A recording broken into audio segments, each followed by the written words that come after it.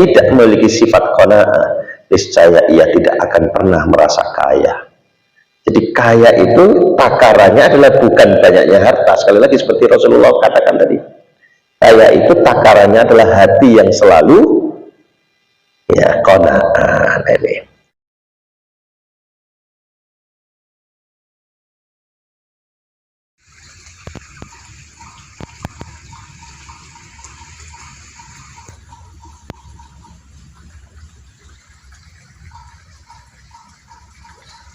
Bismillahirrahmanirrahim. Assalamualaikum warahmatullahi wabarakatuh. Alhamdulillah, nahmaduhu wa nasta'inuhu wa nastaghfiruh wa na'udzu billahi min syururi anfusina wa min sayyiati a'malina. May yahdihillahu fala mudilla lahu wa may yudlilhu falan tajida lahu waliyyan mursyida. Asyhadu an la ilaha illallah wa asyhadu anna Muhammadan abduhu wa rasuluh la nabiyya ba'dah. Allahumma salli ala Muhammad wa ala ali Muhammad. Bapak Ibu jamaah salat subuh Masjid Sang Surya yang dirahmati Allah Subhanahu wa taala, puji syukur sudah sepantasnya kita panjatkan hanya kepada Allah atas segala nikmat yang mustahil bagi kita untuk menghitung-hitungnya, wabil khusus nikmat iman dan kehidupan, sehingga kita bisa bersuah berhimpun diri di dalam majelis yang insyaallah diberkahi ini. Salawat dan salam semoga senantiasa terlimpah curahkan kepada uswah hasanah kita Rasulullah Muhammad sallallahu alaihi wasallam, yang sunnah-sunnahnya menjadi pemandu kita di dalam kehidupan menuju ya cahaya iman. Bapak Ibu, pada kesempatan kali ini kita akan melanjutkan ngaji kitab Nasaihul Ibad, yang kali ini kita sampai pada makalah yang ke-17 ya, dari Al-Babus Sulasi. Saya bacakan dulu kitabnya, hanya 3 baris ya, singkat. Bismillahirrahmanirrahim. Wal maqalatus sabi'ata asyrata, dan makalah atau nasihat yang ke-17. Kila ya, kila artinya dikatakan, disebutkan.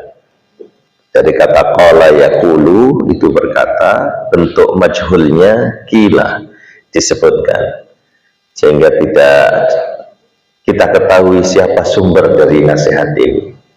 Ya, bisa jadi ini sudah menjadi satu hal yang populer begitu ya, sehingga saking populernya mungkin ya, hatta penulisnya atau pengucapnya terlupakan gitu ya, karena sudah menjadi satu pemahaman yang umum gitu ya, yang jamak. Qila dikatakan atau diucapkan, as'adun nasi man lahu qalbun alimun. As'adun nas, manusia yang paling sa'id ya.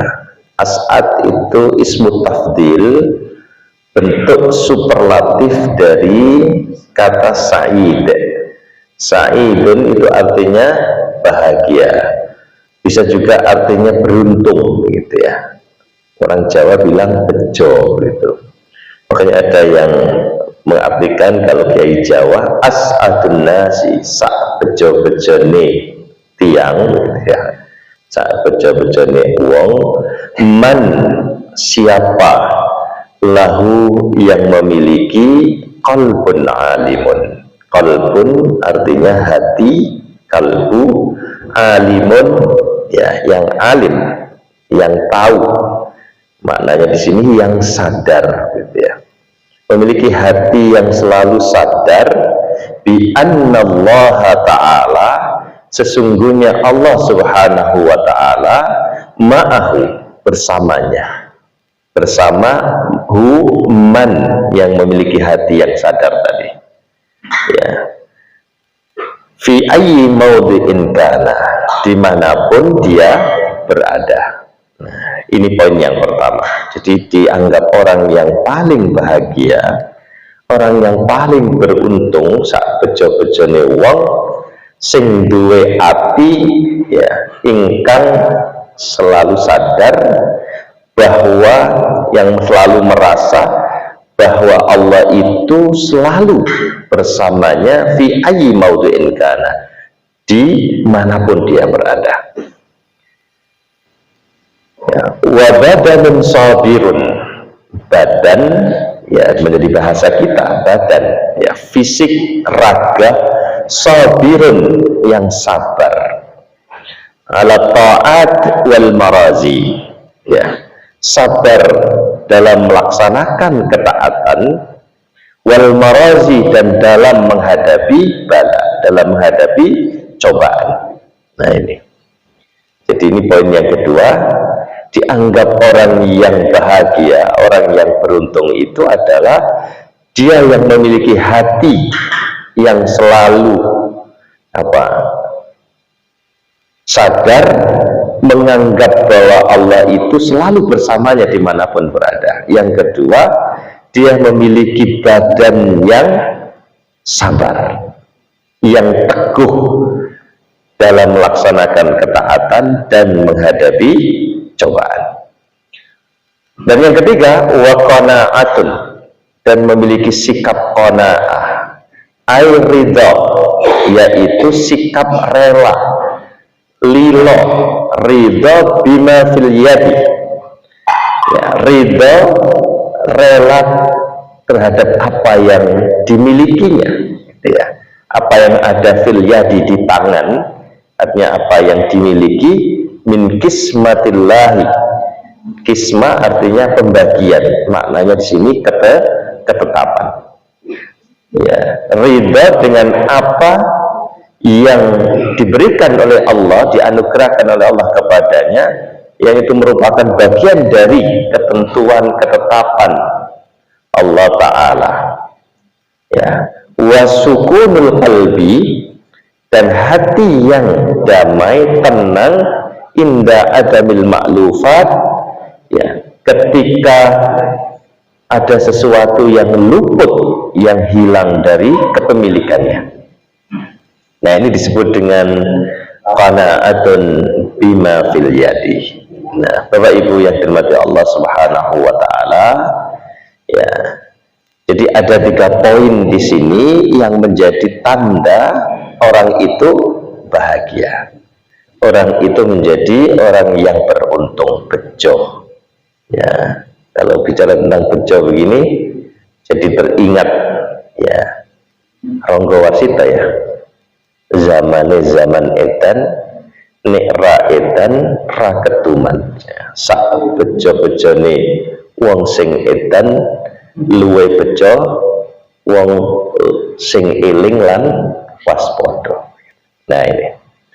Nah, di sini disebutkan orang yang beruntung itu cirinya ada 3 hal. Dia memiliki hati yang selalu menyadari bahwa Allah itu selalu bersamanya dimanapun dia berada, dan dia memiliki fisik, raga yang kuat, yang teguh dalam melaksanakan ketaatan dan menghadapi ujian, dan memiliki sikap yang qanaah, yang ridha dengan apa yang diberikan oleh Allah kepadanya, dan hatinya tenang jika itu luput dari kepemilikannya.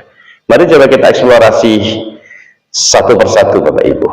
Ya, apakah kita termasuk bagian dari golongan orang yang beruntung ini? Ya, kita bisa diantaranya menggunakan 3 indikator ini. Apakah kita termasuk orang yang bahagia? Kita bisa ukur dengan 3 indikator ini. Yang pertama adalah lahu qalbun alimun. Ya, dia memiliki hati yang alim, yang tahu, yang sadar Apa yang dimaksud dengan hati yang alim? Yaitu hati yang selalu menyadari tentang ma'iyatullah, hati yang selalu menganggap bahwa Allah bersamanya, ya, yaitu pertolongan Allah itu senantiasa bersamanya dimanapun dia berada. Nah, ini yang disebut dengan qalbun alimun.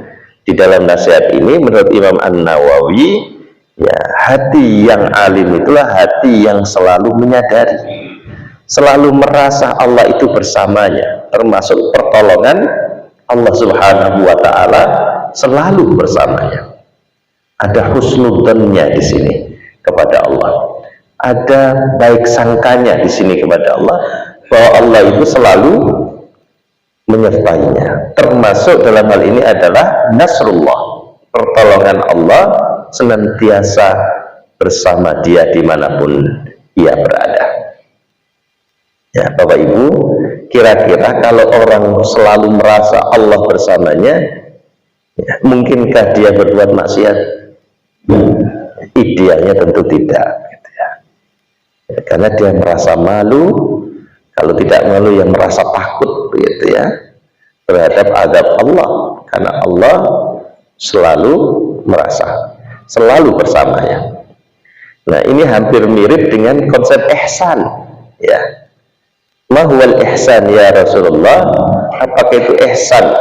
Ketika ditanyakan oleh malaikat Jibril kepada Rasulullah, ya, anta abudallah ka'annaka tarahu, ya, engkau beribadah kepada Allah, ya, seakan-akan engkau melihatnya. Wa illam takun tarahu fa innahu yaraka. Jika engkau tidak bisa melihatnya, ya, memang tidak mungkin kita melihat Allah, ya. Mata kita tak kuasa, ya. Melihat matahari saja ciptaannya kita nggak kuasa mata kita, apalagi melihat sang penciptanya, gitu ya. Ya, maka yakinlah, ya, sadarilah, gitu ya, bahwa Allah selalu bersama, selalu melihatmu. Fa illam takun tarahu fa innahu yaraka. Nah, ini. Jadi kesadaran seperti ini, inilah disebut dengan hati yang alimun itu. Selalu menganggap, merasa bahwa Allah itu bersamanya, termasuk pertolongan Allah selalu bersama kita dimanapun kita berada. Nah, ini namanya qalbun alimun, ya. Nah, hati yang menyadari ma'iyatullah, kebersamaan Allah itu selalu bersama kita dimanapun berada, maka orang seperti ini tidak lagi punya rasa khawatir, tidak punya lagi rasa takut, tidak punya lagi rasa sedih, karena hatinya, ya, selalu menganggap bahwa Allah itu pasti menolongnya. Nah, ini, bahwa Allah itu selalu melindunginya, maka tidak ada lagi rasa takut, khawatir, sedih itu, ya. Nah, ini kira-kira kita sudah memiliki hati yang alim seperti ini tidak, Bapak Ibu? Berat, ya. Ya, kadang-kadang ketika pas imannya lagi tinggi-tingginya, lagi hot-hotnya, tapi pas lagi imannya kademen, begitu ya. Ya, ke masjid aja, ya, nggak mau, begitu ya, kademen berarti. Ternyata iman itu iso kademen, ya iso kepanasan, gitu ya. Ya, pas saat itulah kemudian lagi drop-dropnya, gitu ya. Jangankan alim, gitu, mengingat Allah saja luput dari hati kita, gitu ya. Nah, itulah kita. Nah, ketika ma'iyatullah ini selalu ada di dalam hati, yang kita sadari, kita dimanapun berada Allah bersama kita, sepanjang kita memegang kebenarannya, gitu ya, maka rasa khawatir, rasa takut, rasa sedih, kemanapun dia berada, tidak ada kekhawatiran itu. Bukan karena dia punya ilmu sakti mandraguna, gitu ya, punya ilmu kebal, punya ilmu ini itu dan sebagainya, tidak. Tetapi karena hatinya sudah menganggap, menyadari bahwa Allah selalu melindunginya. Maka rasa khawatir, rasa takut, rasa sedih tidak pernah terlintas ada di dalam dirinya. Masihkah kita ingat bagaimana cerita ya ketika Rasulullah bersama Abu Bakar hijrah ke Madinah gitu ya. Ya, dikejar-kejar oleh kaum kafir Quraisy. Ya, di mana tokoh-tokoh pembesar kafir Quraisy melakukan satu sayembara yang melibatkan semua pemuda Quraisy, pemuda-pemuda kafir ya. Siapa yang bisa menangkap hidup atau mati Muhammad gitu ya, maka dia akan mendapatkan hadiah yang luar biasa, ratusan unta dan sebagainya.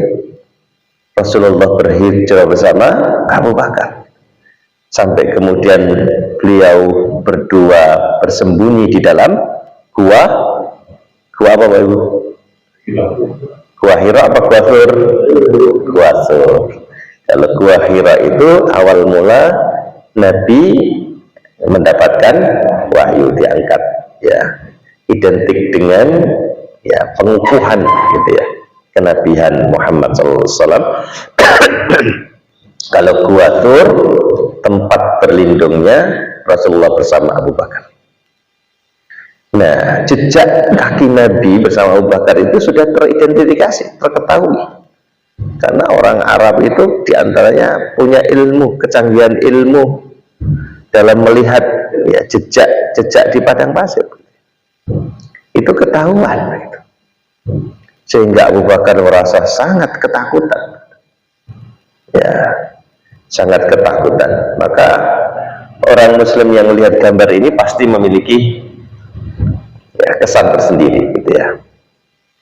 Tiba-tiba kemudian laba-laba membuat sarang begitu ya, ya yang menunjukkan bahwa tidak ada orang yang masuk di situ. Tiba-tiba ada merpati yang kemudian ya membuat sarang di situ, lalu kemudian bertelur mengkerami. Nah, itu sudah teridentifikasi jejaknya. Tapi Allah melindungi nabinya gitu ya. Kok yang tidak ada satupun di antara orang-orang yang mengejarnya itu yang nengok sedikit saja ke dalam gua, padahal guanya kecil. Kalau mau nengok titik sketok itu. Ya. Tetapi disinilah Abu Bakar gemetaran begitu ya. Ada yang menceritakan melindungi Nabi itu ternyata di situ ada ular ya, kakinya Abu Bakar dipatok ular sampai ya kesakitan dan sebagainya. Tapi yang lebih dikhawatirkan adalah jika orang-orang pengejarnya ini mengetahui dan menangkapnya. Dalam kondisi ketakutan inilah Rasulullah kemudian berbisik kepada Abu Bakar, la tahzan. Ada yang menyebutkan la takhaf wa la tahzan, innallaha ma'ana. Janganlah engkau takut dan bersedih, sesungguhnya Allah itu bersama kita. Nah, ucapan Nabi ini menunjukkan bagaimana hatinya Nabi itu yang selalu bersanding dengan Allah gitu ya. Ma'ana, bersama kita. Ma'iyatullah itu ada di dalam hati Nabi yang alim. Maka ketenangan yang ada, tidak ada rasa sedih, tidak ada rasa khawatir ya, karena selalu menyadari bahwa ma'iyatullah, pertolongan Allah bersamanya. Nah, tentu ini tidak mudah Bapak Ibu ya. Ini hal yang mudah diucapkan, tetapi tidak semudah itu untuk melakukannya. Nah, perlu terus-menerus ada apa ini?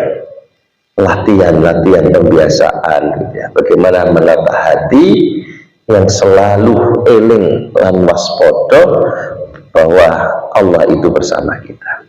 Maka tidak ada rasa sedih, tidak ada rasa takut. La tahzan, innallaha ma'ana. Nah, ini yang harus menjadi satu ucapan Nabi ini ya, yang menjadi satu tuntunan bagi kita ya. Nah, ya ini ya, hujan la tahzan innallaha ma'ana. Hujan aja takut. Aduh, bahasa ini apa jaket saya, masa jaket bisa dicuci, bisa dijemur, itu aja takut. Nah, kalau masih ada takut, masih ada sedih, berarti hati kita ini belum merasakan ma'iyatullah. Nah, ini. Nah, Bapak Ibu yang dirahmati Allah Subhanahu wa taala, kalau sudah begini, kalau sudah hati itu alimun, ya, di mana ma'iyatullah itu selalu ada di dalam hati kita, maka orang seperti ini biasanya tawakalnya itu sungguhan, gitu. Ya, tawakalnya itu nggak KW, gitu, benar-benar ori, gitu ya. Ya. Walaupun dia punya duit banyak, yang nggak terlalu bergembira sehingga lupa diri. Masih duitnya akeh, yorah kesenangan, masih ora duit blas, yorah susah. Biasa. Ini ciri bahwa orang itu tawakal, gitu. Ya, karena hatinya sudah bergandeng dengan Allah Subhanahu wa taala. Ya, ma'allah itu. Ya, ketika dia memiliki, didudukkan dalam singgasana kebahagiaan, diberikan banyak materi, ya dia biasa saja. Ketika tidak punya duit sama sekali, juga dia tidak bersedih. Ini tawakal wis pol-polan. Ini tawakal yang sungguhan. Ya, berangkat dari hati yang alimun tadi itu.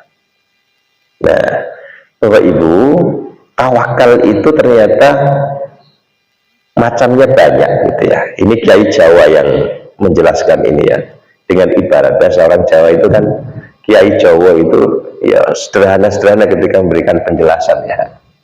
Yang pertama itu tawakal seperti tawakalnya mayit kepada orang yang hidup. Apa itu? Pasrah bongkoan, yes. Digelundung norono, digelundung noro ini ya wis meneng wae. Gak bisa protes. Ya, tawakal bener. Ya, apa ada mayit yang ketika dimandikan kemudian jangan digaruk di situ dong.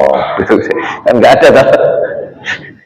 Didusi ya meneng wae, ya dibalik ya meneng wae.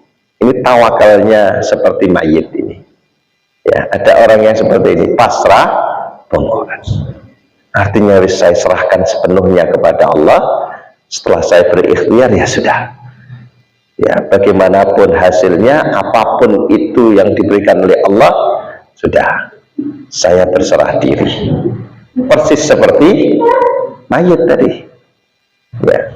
Maka apapun yang diberikan oleh Allah, dia terima. Ya, diberi duit ya oke, gak diberi duit ya gak opo, gak ada protesnya, gak ada ngeresuloi, tawakal seperti mayit ini. Ya. Yang kedua, tawakal seperti bayi kepada orang tuanya. Ya, ya bayi tidak bisa apa-apa, gitu. Tapi masih ada suaranya. Pipis jaluk dicawi, gitu. Masih ada suaranya. Nah, ini seperti tawakalnya orang sufi, gitu ya. Yal qayyum, yal qadim, yal hayyu, yal qayyum. Masih ada zikirnya, gitu ya. Ketika menghadapi masalah dalam kehidupan, itu tidak pasrah bongkoan seperti mayat, tetapi masih ada zikirnya. Tidak ngeluh, tetapi berzikir kepada Allah, menyebut namanya. Yal qayyum, yal hayyu, yal qayyum, yal qadim, masih ada. Seperti bayi, gitu. Bayi kan pasrah, Pak Ibu ya.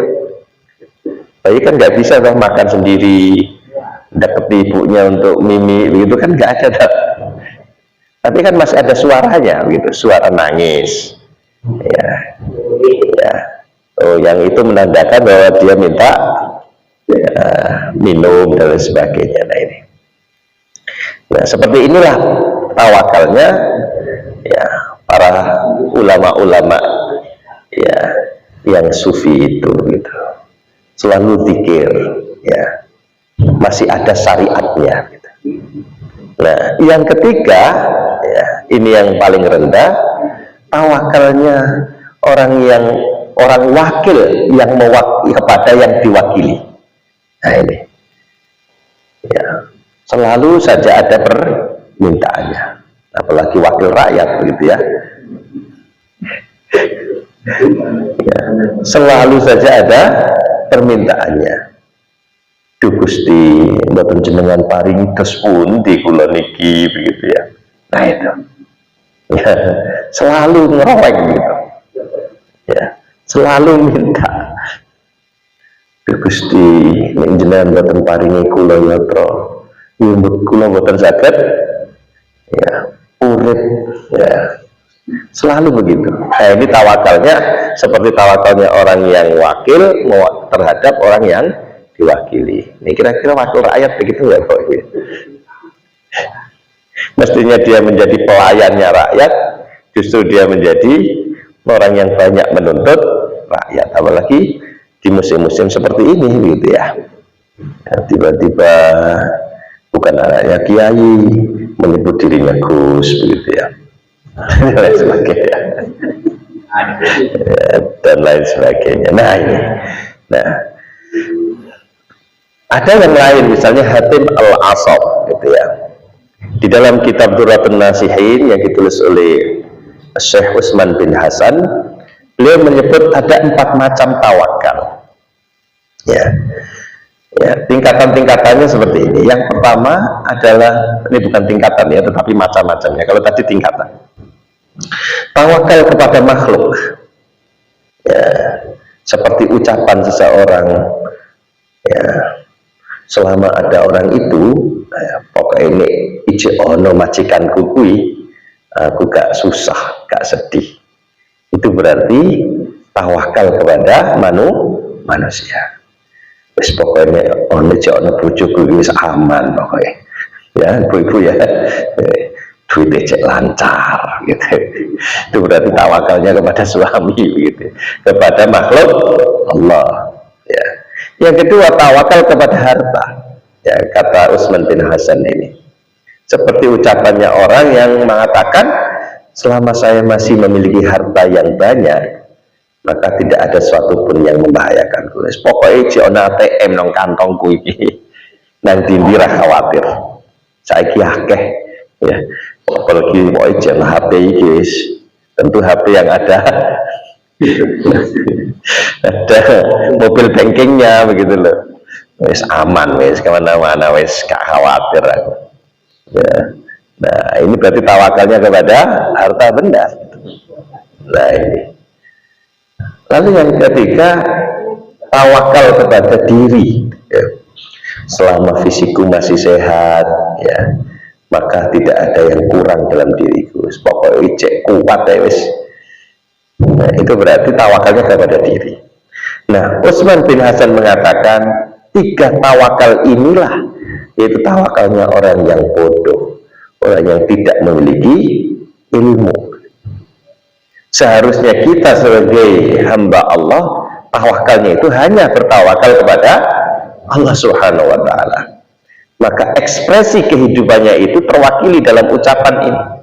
Bagaimanapun keadaanku, kaya, miskin, sakit, sehat, susah atau senang, sesungguhnya Allah tetap bersamaku.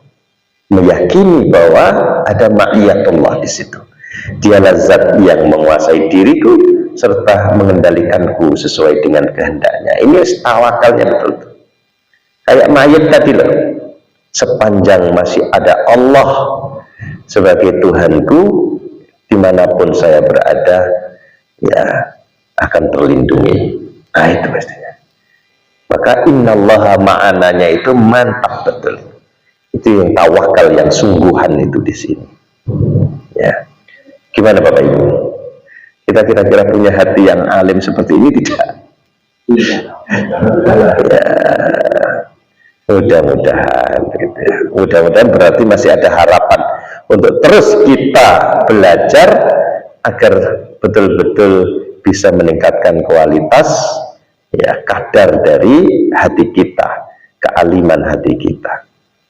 Nah ini Ya, di antaranya ya melalui majelis-majelis seperti ini untuk saling kita nasihat-menasihati. Tidak hanya Bapak Ibu, saya juga demikian. Datang ke kantor, HP carry, waduh, gak bisa ngapa-ngapain nih.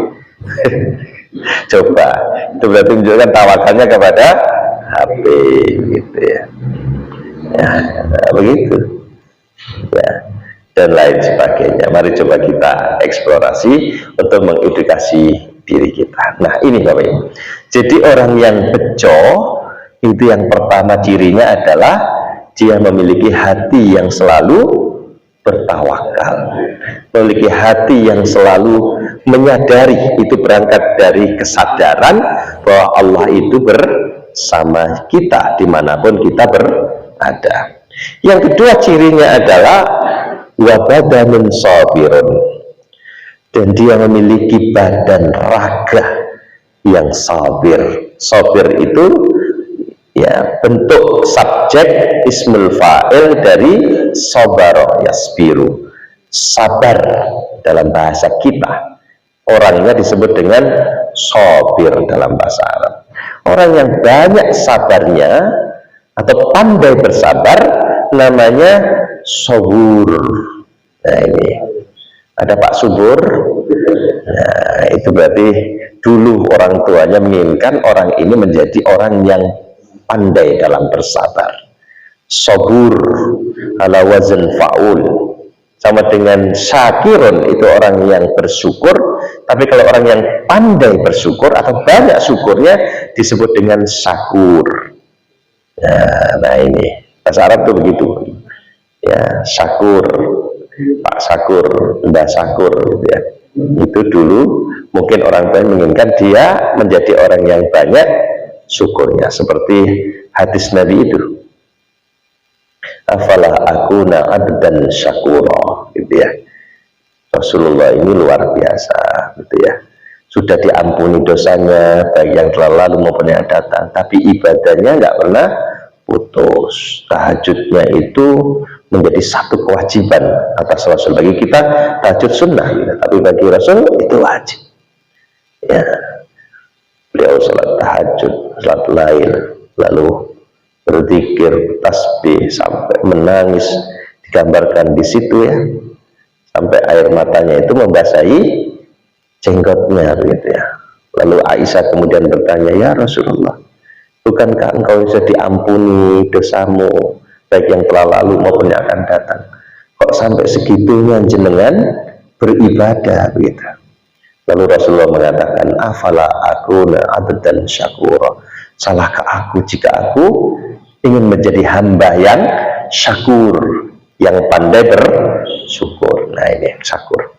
Nah sabir, orang yang pandai bersabar disebut dengan sabur ya. Menjadi bahasa Indonesia subur, nek akeh sabare mesti subur. Nah begitu ya.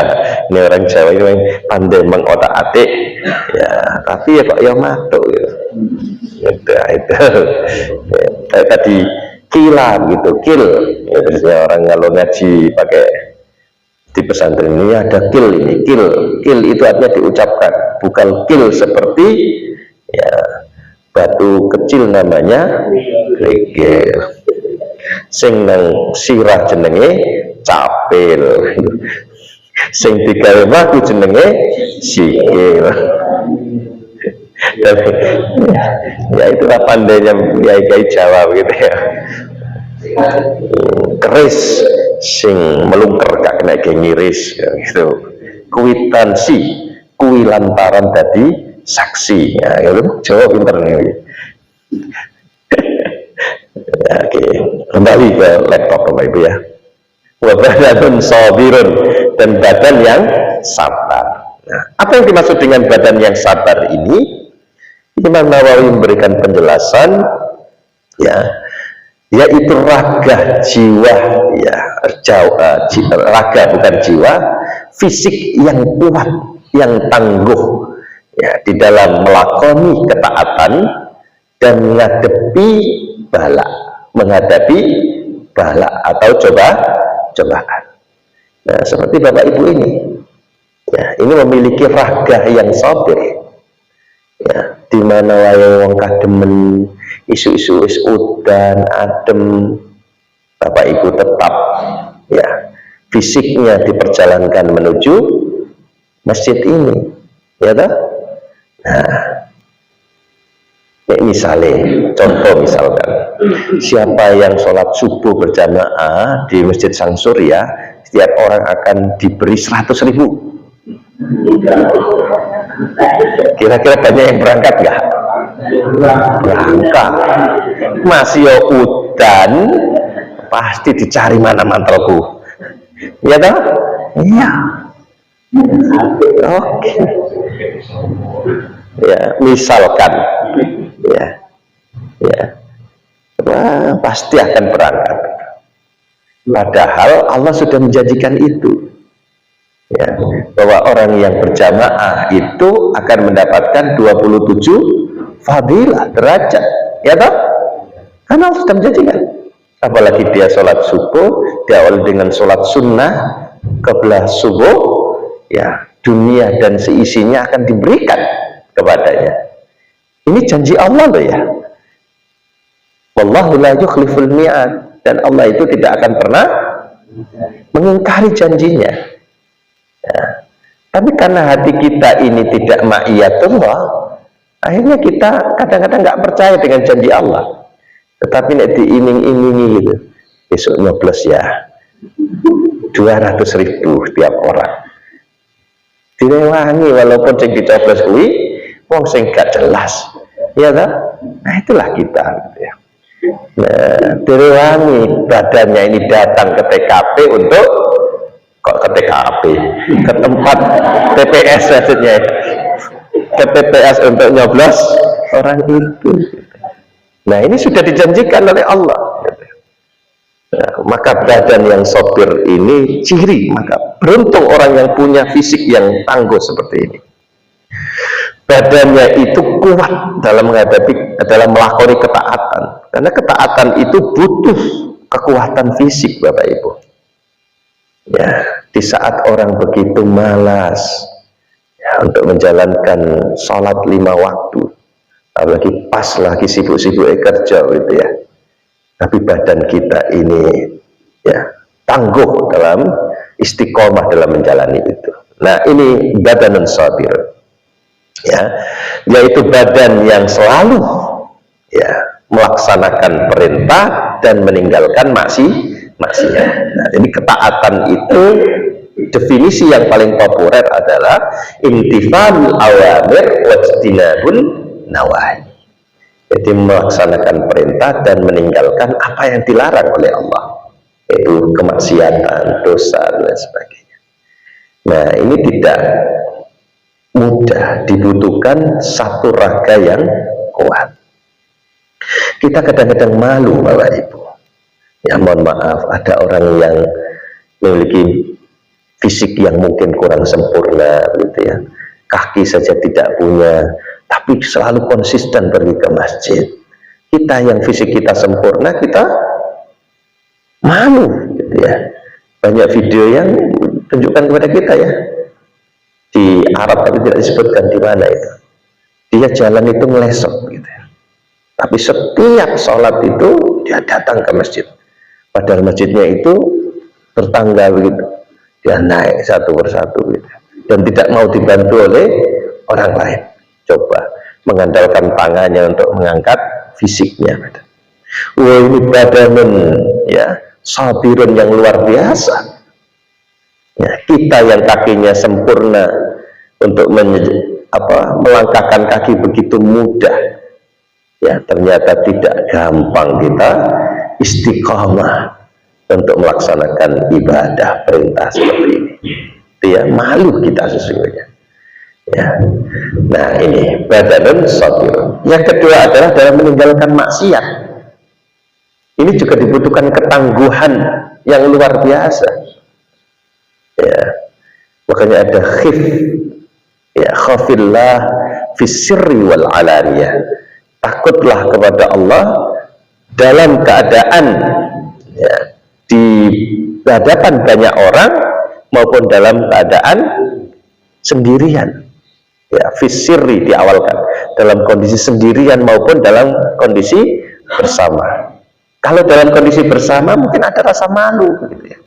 Ada cewek cantik lewat begitu ya, nggak mau lihat, kan izin masa Ustadz kok nonton cewek cakep begitu ya, yo jatuh nama hamba di hadapan jamaah kan itu tak. Tapi nek dewean aja, ya, pasti saya nggak begitu, nggak nolak maksudnya. Inilah dibutuhkan satu badan yang tangguh kuat untuk tidak bermaksiat begitu. Ya, badan itu ya semua anggota tubuh kita ini termasuk mata untuk tetap bisa ghabdul basar bisa. Ya. Ya, dalam banyak orang mungkin masih ada kendala karena rasa malu dan sebagainya. Tapi nek dewean sendirian potensinya itu lebih besar lagi. Maka di sini dibutuhkan ya badan yang tangguh yang kuat untuk bisa menolak ajakan bermaksiat. Apalagi HP sudah di tangan, apapun bisa kita lihat di situ. Tinggal ketik, cari apapun dalam kondisi sendirian. Waduh, luar biasa itu.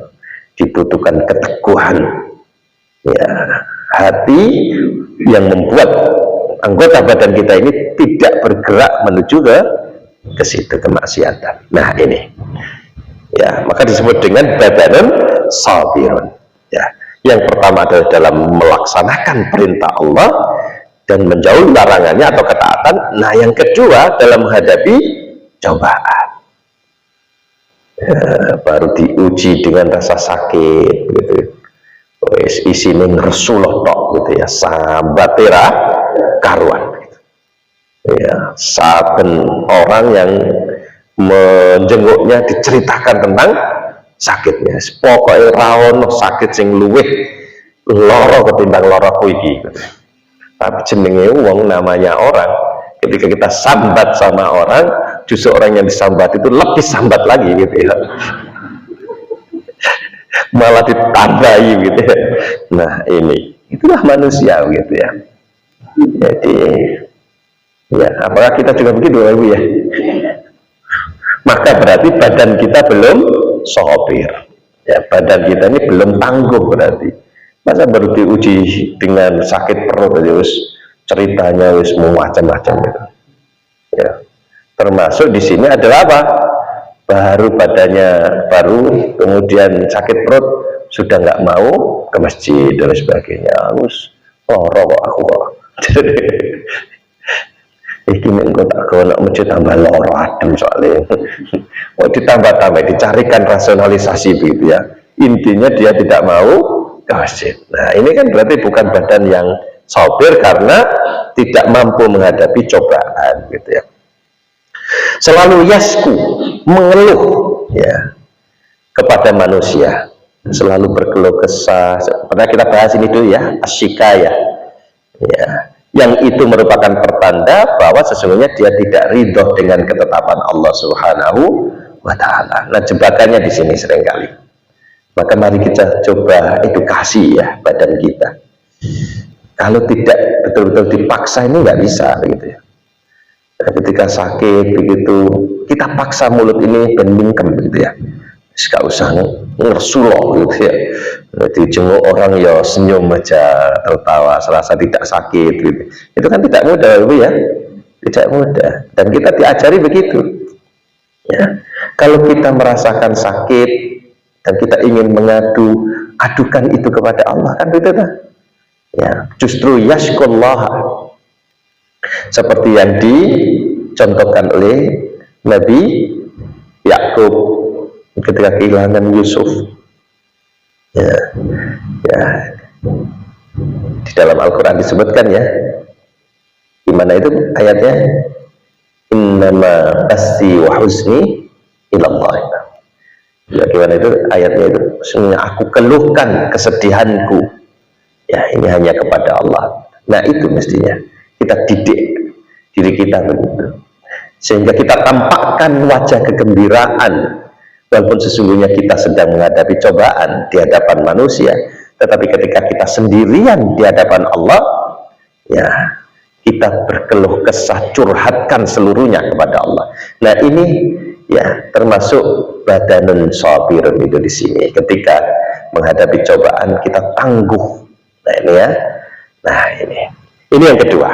Maka sungguh beruntung orang yang memiliki ya badanun sabirun ini. Bukan bejo karena dia memiliki banyak harta, tidak.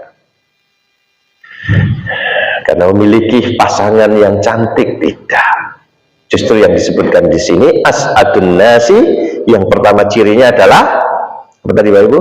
Qalbun alimun. Yang kedua badanun sabirun, memiliki raga yang tangguh dalam melaksanakan perintah, tangguh dalam melaksanakan dalam ketaatan, dan tangguh dalam menghadapi cobaan. Nah, yang ketiga, belum ya ternyata ya. Mengapa kok disebut dengan bejo gitu ya? Disebut dengan beruntung orang yang memiliki fisik yang tangguh dalam menghadapi bala, ya, karena nanti akan mendapatkan apa Bapak Ibu? Balasan yang setimpal begitu. Semakin besar cobaan yang diberikan kepada kita, iming-iming pahala ganjarannya juga semakin besar. Ya, dicoba rumahnya jauh, ya, mau menuju ke masjid aja harus susah payah gitu ya, tapi dia tetap berangkat. Tentu pahalanya berbeda dengan orang yang rumahnya dekat masjid, yang tinggal melangkah aja sudah pelataran masjid misalnya ya. Nah ini Ibu senyum-senyum Bu. Apa rumahnya dekat masjid? Salah, aku nggak omah kok dekat masjid. Tapi nanti kalau jauh dari masjid juga nggak gampang dengar adzan. Nah, berarti yang dekat masjid juga ada keuntungannya kan gitu ya. Tapi kira-kira orang lebih seneng rumahnya dekat masjid atau dekat kuburan? Ada orang yang lebih suka dekat kuburan ya, karena sering-sering mengingat kematian kan gitu ya. Tapi ada yang dekat kuburan karena terpaksa kok, nggak ada lagi,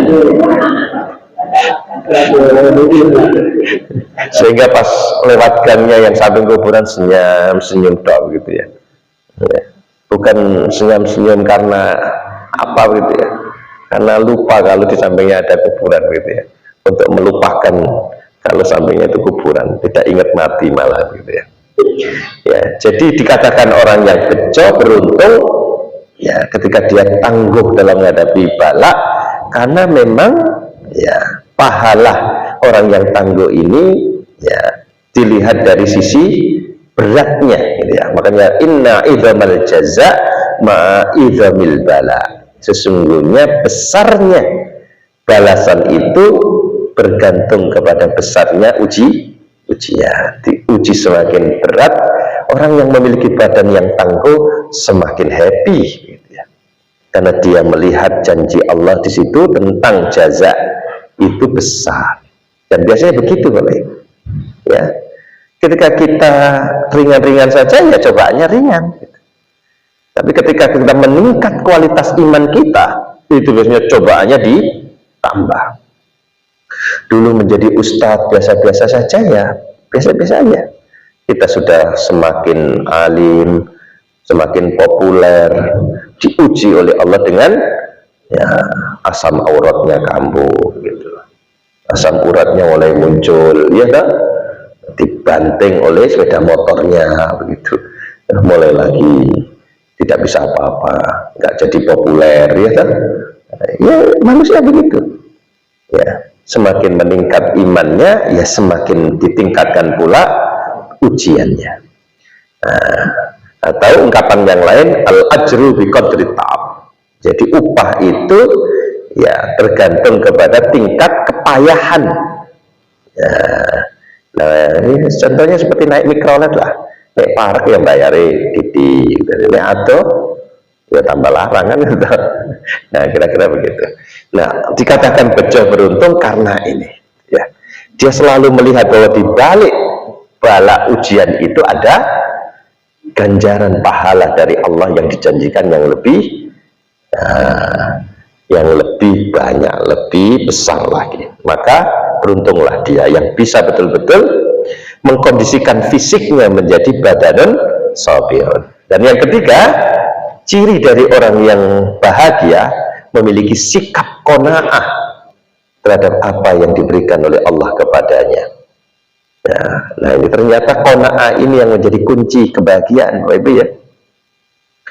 Di antara ciri kebahagiaan, kuncinya ini adalah qanaah ini. Rasulullah pernah bersabda, bukanlah kekayaan itu karena banyaknya harta benda yang kita miliki, tetapi kekayaan itu adalah kekayaan hati berupa qanaah itu. Sak piro-piro wae dunyane, ini orang duwe hati sing qanaah ya serba kurang begitu ya. Ya udah punya apa-apa masih belum cukup aja. Nah, itu berarti sikap qanaahnya nggak ada. Maka bagaimana mungkin dia bisa bahagia kalau demikian? Ya, di satu sisi ada orang yang dia tidak memiliki apapun begitu ya, tapi selalu qanaah, sehingga hidupnya selalu pas, selalu cukup. Ya, pas ya, mau pergi ke sana pas punya duit gitu ya. Mengunjungi anak nang kota lain kayak pas ono wae duit ya, serba pas-pasan karena qanaah itu serba cukup gitu ya.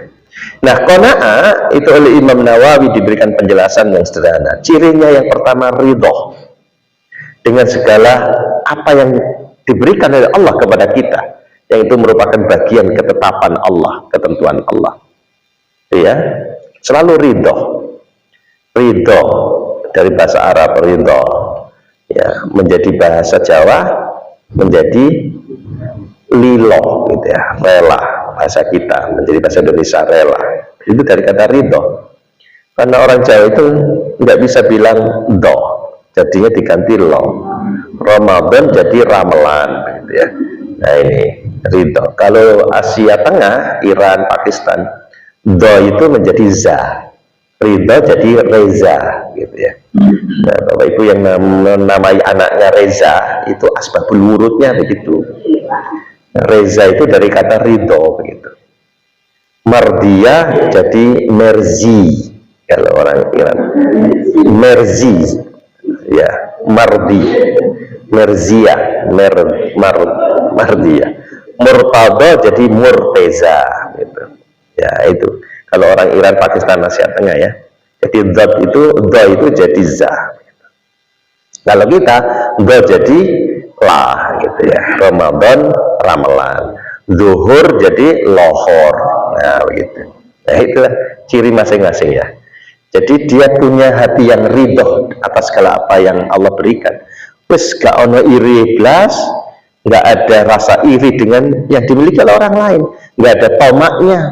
Pokoknya yang diberikan Allah ini ya ini, gak ngelirik bah tonggoku tuku TV anyar, bah tonggoku bangun oma, bah tonggoku wes enggak, ini blas ya, masih ya omaku gedek ya, tapi kan rumah sendiri gitu ya. Ya seenak-enak perjalanan itu ya, ya tetap lebih enak pakai mobil sendiri meskipun itu mikrolet ya toh, daripada naik Mercy tapi berbes mili bayar piro sewane ya mending naik pickup dong itu yang dimiliki ya, tapi kan aman nyaman, wis gak kepikiran ya, masih mogokan gitu ya. Nah ini ridho dengan apa yang dimiliki. Lalu yang kedua, ciri dari qanaah itu adalah hatinya tenang. Rano sedih blas, nggak ada rasa sedih, rasa duka, rasa khawatir terhadap apa yang dimiliki itu ternyata luput dari kepemilikannya. Ya hilang, ya santai aja. Kira-kira bisa nggak Bapak Ibu gitu?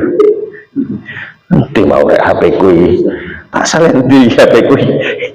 Semua orang di rumah dimarahi. Ayo, saya makanya tadi pinjam HP dan lain sebagainya. Ini berarti tidak ada rasa qanaah, masih ada rasa berat ya, terhadap sesuatu yang dimiliki jika hilang.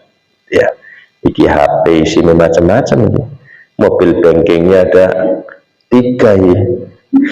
Ini hilang, wah bahaya ini. Nah, berarti qanaahnya kurang mantap. Ya, sikap qanaah kata Imam Nawawi ya cirinya itu ridho dengan apa yang dimiliki. Lalu yang kedua, hatinya tenang atas apa yang lepas, hilang, luput dari kepemilikannya. Nah, sifat qanaah ini menjadi modal yang penting bagi kita dalam kehidupan, Bapak Ibu. Ya, untuk ini tidak mudah. Tetapi kalau kita bisa betul-betul mendidik ya hati kita, fisik kita, jiwa kita, raga kita untuk memiliki sikap dan perilaku qanaah, maka kita akan termasuk orang yang as'adun nas, orang yang beruntung. Ya, Sa'ad bin Abi Waqqas pernah berkata kepada putranya, wahai putraku, jika engkau ingin mencari kekayaan, maka carilah ia dengan bersikap qanaah. Karena barang siapa yang tidak memiliki sifat qanaah, niscaya ia tidak akan pernah merasa kaya. Jadi kaya itu takarannya adalah bukan banyaknya harta. Sekali lagi seperti Rasulullah katakan tadi, kaya itu takarannya adalah hati yang selalu ya qanaah. Ini. Dan yang terakhir, ternyata qanaah itu adalah anugerah. Ya, itu anugerah dari Allah Subhanahu wa taala, di mana Rasulullah pernah bersabda, qad aflaha man aslama, ya, wa ruziqa kafafa wa qanna'ahu Allahu bima atahu. Sungguh beruntung orang yang memeluk agama Islam lalu diberi rizki yang cukup dan Allah menganugerahkan sifat qanaah ya dengan apa yang telah Allah berikan kepadanya. Nah ini Bapak Ibu ya, mari coba kita iling-iling gitu ya. Ya, tentunya termasuk diri kita sendiri, diri saya sendiri ya tentunya ya, untuk selalu menjadikan 3 hal ini kita ingat-ingat ya dalam menjalani kehidupan kita gitu ya. Apakah kita termasuk orang yang bahagia, orang yang beruntung atau tidak, bisa kita lihat dari 3 indikator ini. Apa yang pertama tadi? Qalbun alimun, hati yang selalu merasa bersama Allah Subhanahu wa taala, sehingga muncul tawakal kita dalam kehidupan kita. Tentu tawakal yang seperti mayit tadi ya, tawakal yang pasrah bongkoan kepada Allah, bukan kepada yang lain ya, atau tawakalnya hanya kepada Allah Subhanahu wa taala. Yang kedua, badanun sabirun, raga yang tangguh, kuat dalam hal apa? Dalam ketaatan kepada Allah, atau yang kedua dalam menghadapi ujian. Nah, dan yang ketiga adalah apa? Memiliki sikap qanaah, hati yang selalu merasa cukup puas dengan apa yang diberikan oleh Allah. Ciri yang pertama itu. Ciri yang kedua, hatinya selalu merasa tenang, damai walaupun kehilangan sesuatu. Nah ini Bapak Ibu ya, apakah ada yang mau tanyakan? Sudah pas 1 jam ini. Oh aduh, lirik ini. Cukup, berarti Bapak Ibu punya sikap qanaah. Assalamualaikum warahmatullahi wabarakatuh.